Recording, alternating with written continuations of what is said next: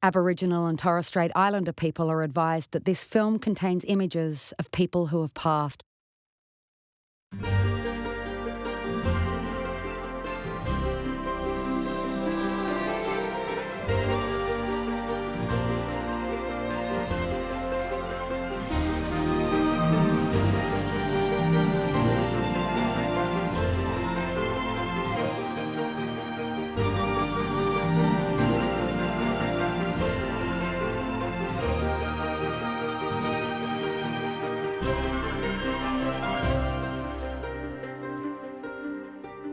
Men and women who lived and worked in and around Dongara 100 years ago created a remarkable series of photographs that are now in the collection of the Irwin Districts Museum.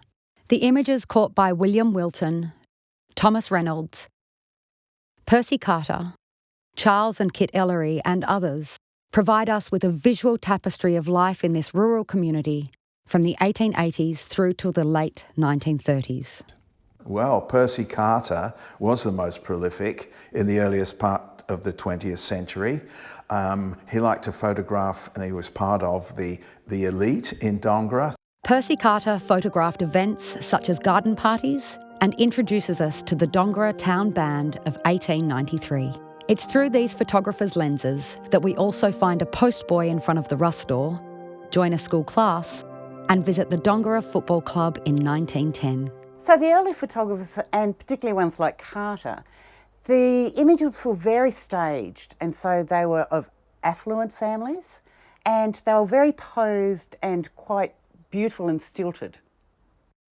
These photographers primarily captured attractive images of local notables, like the members of the Irwin Road Board.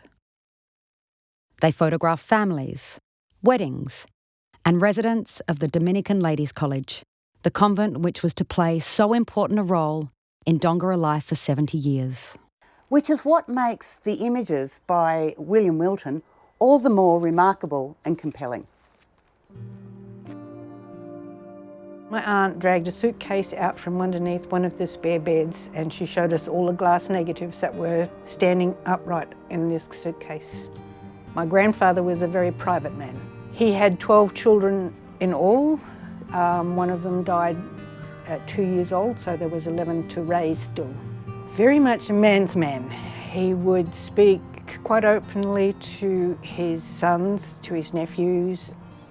We didn't really know much about his family or my grandmother's family because of the closeness of them being first cousins, marrying first cousins, and that sort of put a bit of a damper between the families. But it was hard for us to understand him when he was talking when we were kids too, because he'd lost half of his tongue.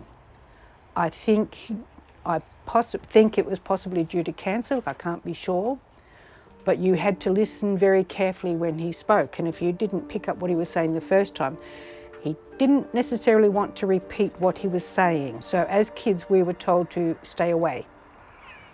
William Wilton was really special because he was a ganger on the railway. And he was a working man, and yet he produced these beautiful glass slides, developed them himself.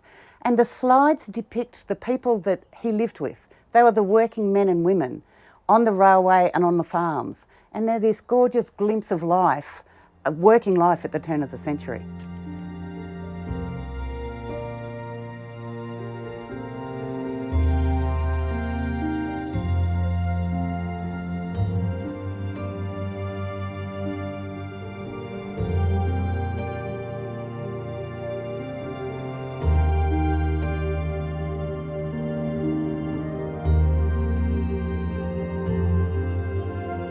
The result is a collection of memorable and unique 100-year-old portraits of the friends, workmates, and neighbours of railway ganger William Wilton.